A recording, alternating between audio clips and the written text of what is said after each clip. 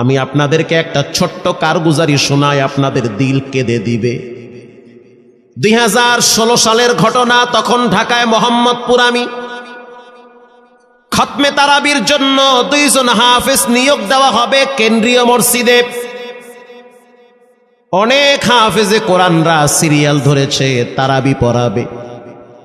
কার মনে না চায় এত বড় এক মসজিদে আমি যদি চান্স পাইতাম তো আমার কপালটা খুলে যেত। শুক্রবার দিন সবাই দরখাস্ত রাখলো, ইন্টারভিউ শুরু হয়ে গেল। পরের জুমায় অসংখ্য ছাত্রদেরকে দেখছি খতমে তারাবির জন্য ইন্টারভিউ সিরিয়াল দিয়েছে। ইন্টারভিউ বোর্ডের ভিতরে আমি ছিলাম। কয়েকজন হাফেজকে আমরা সিলেকশন করছি যে এদেরকে নেওয়া হবে। এদের তেলাওয়াত সুন্দর, পড়াও বড় মজার। আমরা কাগজগুলো এক জায়গায় জমা করছি। পরের জুমায় আমরা ঘোষণা দিয়ে দিব কোন মায়ের সন্তান চান্স পাবে। পরের জুমায় যখন জুমার নামাজের পর 3টার দিকে যখন আমরা বসে বসে ফলাফলগুলা দেখতেছি যে কাকে কত নাম্বার দেওয়া হয়েছে, দরওয়াজা লাগায় দিছি, জানলা লাগায় দিছি, এসি ছেড়ে দেওয়া হয়েছে, সব লাগানো, বাহির থেকে কিছুই দেখা যায় না। ইন দি মিন টাইমে মসজিদের বারান্দার দরওয়াজায় কে যেন নক করতেছে। খাদেম সাহেব আস্তে করে জালনা খুইলা উকি মাইরা দেখতেছে যে 2টা ছোট বাচ্চা বাহিরে দাঁড়িয়ে আছে, একেবারে অল্প বয়স। খাদেম প্রশ্ন করলো, তোমরা কারা, কেন আসছো? বলে, আমরা 2 জন আসছি খতমে তারাবির ইন্টারভিউ দেওয়ার জন্য। খাদেম সাহেব একবার পায়ের দিকে তাকায়, আবার জামার দিকে তাকায়, কারণ কথার সাথে বাহ্যিক সুরত মিলে না। অন্য অন্য ছাত্রদেরকে দেখছি কত উন্নত পোশাক পরে, গেট আপ কত সুন্দর করে ইন্টারভিউ দেওয়ার জন্য আসছে। আর এই 2 জনের দিকে তাকায় দেখলাম মনে হয় রাস্তায় ভিক্ষা করতে করতে আইছে, মানায় না, একেবারে গরিব। খাদেম বলল, ইন্টারভিউর ম্যাচ শেষ, চলে যাও বাড়িতে, নেওয়া হবে না। যাদের ব্যাপারে পরীক্ষা নেওয়া হয়েছে তাদের ব্যাপারে ঘোষণা দেওয়া হবে। বাচ্চা 2টা নাসর বান্দা বলতে আছে, আমাদের তো টাকা নাই যে আমরা ভাড়া দিয়ে এখানে আসব। বাবায় বড় কষ্ট করে 2-4টা টাকা জমা কইরা পকেটে দিয়া পাঠায় দিছে, এজন্য আসতে দেরি হয়েছে। খাদেমের বড় মায়া লাগছে, কারণ খাদেমও গরিবের সন্তান। ভিতরে গিয়া মুয়াজ্জিম সাহেবের বলতে আছে, ও ভাই, বাহিরে 2টা বাচ্চা দাঁড়ায় আছে, ওরা নাকি হাফেজে কোরআন, কিন্তু দেখলে তো মানায় না। মুয়াজ্জিম সাহেব ধমক দিয়া বলতে আছে, কোনো সুযোগ নাই, তাড়ায় দাও। খাদেম গিয়া ইমামের কানে কানে বলতে আছে, হুজুর, বাহিরে 2টা বাচ্চা দাঁড়িয়ে আছে, চেহারার ভিতরে এত মায়া, কিন্তু বাহ্যিক সুরত মিলে না, ওরা নাকি কোরআনের হাফেজ। পাশেই তো রহমানিয়ার মুহাদ্দিস সাহেব বসা আছে, তিনি বলতে আছে, কি ব্যাপার, ফিস ফিস করে আপনি কি বলতেছেন? বলে, হুজুর, বাহিরে 2টা বাচ্চা দাঁড়িয়ে আছে, তারা খতমে তারাবির ইন্টারভিউ দিতে চায়। মুহাদ্দিস সাহেব বলল, কোনো কথা নাই, আল্লাহর ঘরের দরওয়াজা খুলে দাও, এখানে কোনো পার্সিয়ালিটি চলবে না। আল্লাহর ঘরের দরওয়াজা সবার জন্য খুলে দেওয়া হবে, আসতে দাও, ভিতরে বসতে দাও। যদিও ওদেরকে দেখতে মানায় না, বংশগত তেমন মর্যাদা নাই, ভিতরে আল্লাহর কোরআন থাকার কারণে আমাদের উপরে ওয়াজিব হয়ে গেছে তাদেরকে সম্মান করা। কোন দিক থেকে মানায় না, কিন্তু ভিতরে আল্লাহর কোরআন আছে, এজন্য তাদের মর্যাদা অনেক বেশি। এবার বাচ্চা 2টা বাহিরে উজুখানায় গিয়া সুন্দর করে উজু বানাইল।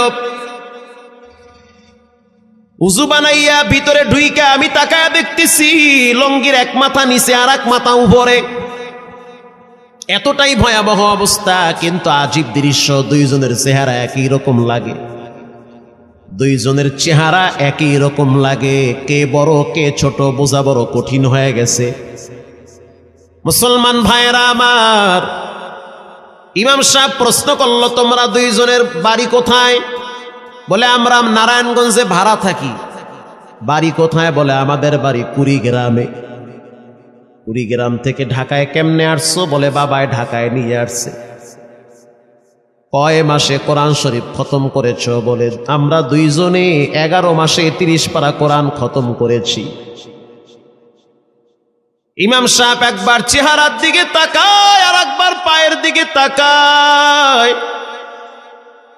স্থানীয় গণ্যমান্য অনেক ব্যক্তিরা তাকায় আছে এদের দিকে।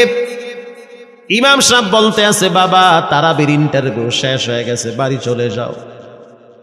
যেটা একটু দেখতে ছোট, ও চোখের পানি দেখলাম টিস্যু দিয়া মুছতেছে। কেন কাঁদতেছ? বলে আমরা গরিব, তার জন্য মনে হয় আমাদেরকে তাড়ায়া দিতেছেন। আমরা জানতাম না ইন্টারভিউ তাড়াতাড়ি শেষ হয়ে যাবে, আসতে দেরি হয়েছে কারণ আমাদের তো ভাড়া টাকা ছিল না, বাবায় কষ্ট করে কিছু টাকা দিয়েছে, সেটা দিয়ে এখানে আসছি। এবার মুহাদ্দিস সাহেব বলতে আছে, তাহলে একটা কাজ করো, তুমি কিছু তেলাওয়াত করে শোনাও। দুইজনেই উত্তর দিল যে আমরা তেলাওয়াত করলে তো আর নিবেন না, আপনারা প্রশ্ন করেন, আমরা দুইজনে উত্তর দিব। আমি তো আশ্চর্য হয়ে গেলাম, জীবনে কত হাফেজ দেখছি, এরকম হাফেজ দেখি নাই। প্রশ্ন করবেন, আমি উত্তর দিব। বুঝতে পারলাম ভিতরের খবর কেউ না জানলেও একজন জানেন, তিনি হলেন কে? মুহাদ্দিস সাহেব বলতে আছে, বাবা প্রশ্ন করব, ঠিক আছে, তোমাদের মন মতো একটু তেলাওয়াত কইরা শোনাও। তেলাওয়াত যদি মানসম্মত হয় তাহলে ইন্টারভিউ নিব, যদি না হয় তাহলে ছাঁটাই করে দিব। এবার ছোট যেটা সেটা তেলাওয়াত শুরু করলো সূরা তাহা থেকে। তাহা মা আনজালনা আলাইকাল কুরআনা লিতাশকা। এত সুন্দর পড়া মনে হইতে আছে, আসমান থেকে কোরআন নাজিল হইতেছে। এত সুন্দর পড়া, কত রঙের ঢঙের পড়া শুনলাম, এই পড়া কোনোদিন শুনি নাই। আমি তাকায় দেখলাম স্থানীয় টিউনো সাহেবের চোখের পানি বায়া বায়া পড়তেছি। ইশারা দিতে আছে আরো তেলাওয়াত করতে বলেন। এই পড়া তো শুনলে আমার দিলের ময়লাগুলা কাটে। আল্লাহর ঘরে যখন গেছি বাইতুল্লাহ ফজরের টাইমে ইমাম সাহেব তেলাওয়াত করলে যেমন মনে হয়, মনে হইতে আছে ওই কোরআনের আওয়াজটা এখন এই মসজিদে বাজতেছে। ছোট বাচ্চাটা তেলাওয়াত করলো, বড় সন্তানটাও তেলাওয়াত করলো। এবার যারা হাফেজ সাহেব ছিল তারা প্রশ্ন শুরু করলো। যেখান থেকে প্রশ্ন করে পৃষ্ঠা ঠেকায়া দেয়, একটা জায়গায়ও আটকাইতে পারে না।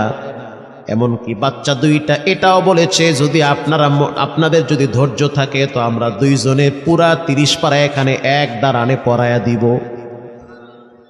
আশা করি একটাও বাঁচবে না। এত সুন্দর পড়াশোনার পরে মোতাওয়াল্লি সাহেব বলল, সব বাদ, আমার কাছে এই দুইজনই পছন্দ হয়েছে।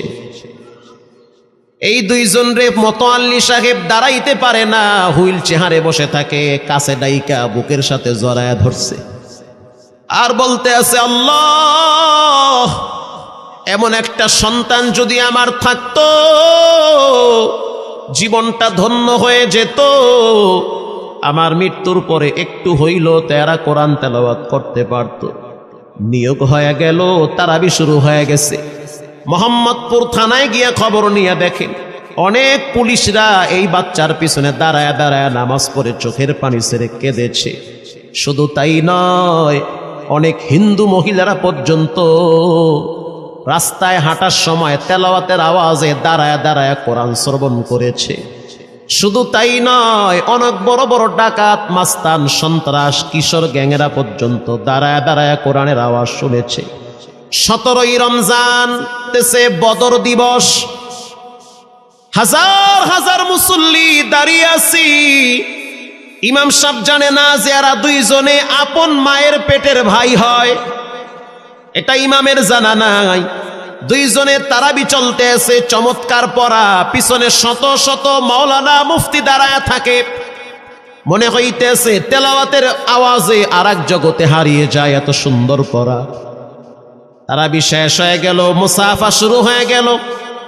বাচ্চা দুইটারে কেউ বুকের সাথে জড়ায়, কেউ কপালে চুমা দেয়, বলে আল্লাহর কোরআনকে চুমা দেই। হাজার হাজার মানুষ যখন আস্তে আস্তে নামাজ শেষ করে চলে গেল, একেবারে মসজিদের পিছনে বারান্দার পরে আরো একটা বারান্দা থাকে, ওই বারান্দায় এক লোক বসে বসে গামছা দিয়া চোখের পানি মুছতেছে।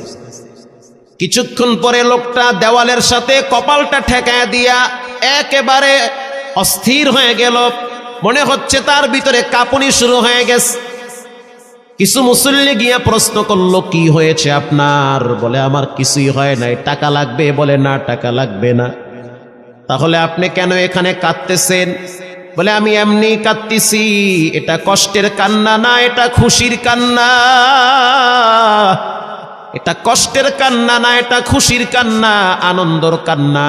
আল বুকা মিনাল ফারাহ, অতি সুখে মানুষ কখনো কখনো কেঁদে দেয়, চোখের পানি ছেড়ে দেয়। ইমাম সাহেব বলল, পিছনে কে? লোকটা তাকে সামনে নিয়ে আসে। এবার লোকটাকে যখন কিছু দূর সামনে আনা হইল, ওই বাচ্চা দুইটা মসজিদের ভিতর থেকে দৌড় মাইরা গিয়া বলতে আছে, এই লোকটা আমার আব্বা, ইনি আমার আব্বা হয়। ধমক দিবেন না, রাগ করবেন না। আমার আব্বা ঢাকা শহরে রিক্সা চালায়, রিক্সা চালায় চালায় আমাদের দুইটা ভাইরে কোরআনের হাফেজ বানাইছে। ইমাম সাহেব ধমক দিয়ে বলতে আছে, আপনি কেন দেরি করলেন? আগে কেন আসলেন না? রিক্সাওয়ালা বলতে আছে, আমি যদি আগে আসতাম আর যদি পরিচয় দিতাম আমি রিক্সাওয়ালা, হয়তো আমার বাচ্চা দুইটারে মানুষ খোটা দিবে যে রিক্সাওয়ালার পোলা। এজন্য আমি আসি নাই। দূর থেকে নামাজে কোরআন তেলাওয়াত শুইলা আবার আস্তে করে দূরে চলে যাই। মাঝে মাঝে বাচ্চা দুইটার সাথে দূর থেকে আইসা দেখা করি। এটাই হলো কোরআনের বরকত। পরে শুনতে পারলাম এই বাচ্চা দুইটার মাও নাকি গাড়ি অ্যাক্সিডেন্টে মারা গেছে। লাশ পড়ে আছে সেই কুড়িগ্রামে। একটা ছেলের নাম জুবায়ের আর একটার নাম হলো তালহা। রিক্সাওয়ালা বলতে আছে, আমার আফসোস নাই, কষ্ট হলো এক জায়গায়, সেটা হলো ঈদের সময় বাচ্চাগুলা তো বাড়িতে যাবে, বাড়িতে যাওয়ার পরে দেখবে ওদের মায়ের লাশ কবরে পড়ে আছে। ডানে বামে মাটি, সামনে পিছনে মাটি, মাটির ঘর, অন্ধকার কবরে মা ঘুমায়। ঈদের দিন এমন কোন দরদি নাই যে আমার বাচ্চাগুলারে সান্ত্বনা দিবে।